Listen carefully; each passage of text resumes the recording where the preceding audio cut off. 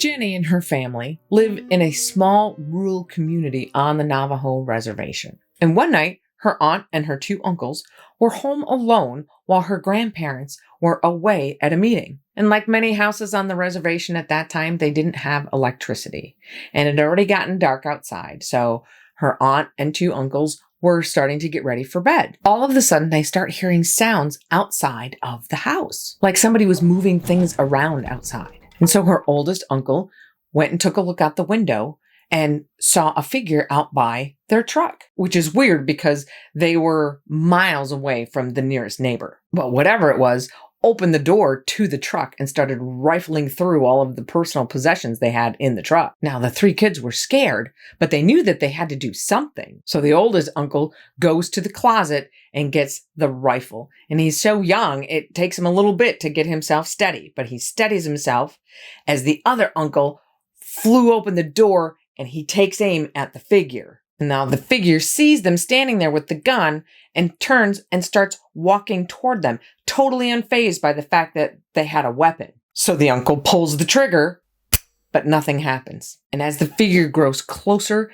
and closer, the stench hits her aunt so bad, the stench of like rotting corpse hits her so hard, she almost throws up. And her uncle is still there pulling the trigger, but nothing is happening.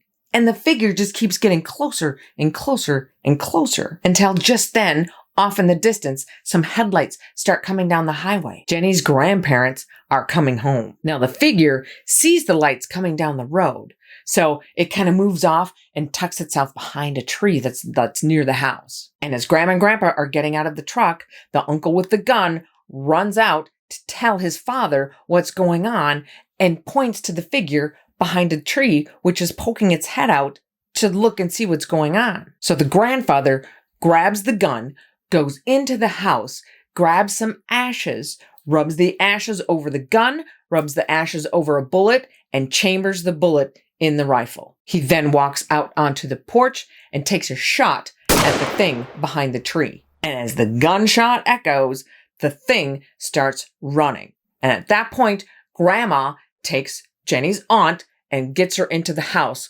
while the grandfather takes his two boys and they take off after it. Now, they're in their pickup truck trying to chase this thing, and there aren't a whole lot of roads and paths, so they're kind of going off-road with the pickup truck, and so the headlights are kind of bouncing all over and not fixed on any one spot. But Jenny's uncle swears that any time the headlights actually hit the figure, what he saw was a woman, and she was running on all fours. Now, eventually, Grandpa had to stop the truck because they were coming up on this ravine that was like a 20-foot drop. So they had run out of room. They had to stop the truck.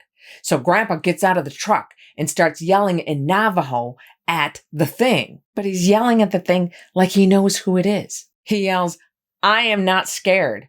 I know it's you, and you'd better leave my family alone." A few days passed, and the family got news that the woman that Jenny's grandfather was yelling about had passed away. Jenny says she's always been told that if you know who the Skinwalker is, say their name, and it will kill them.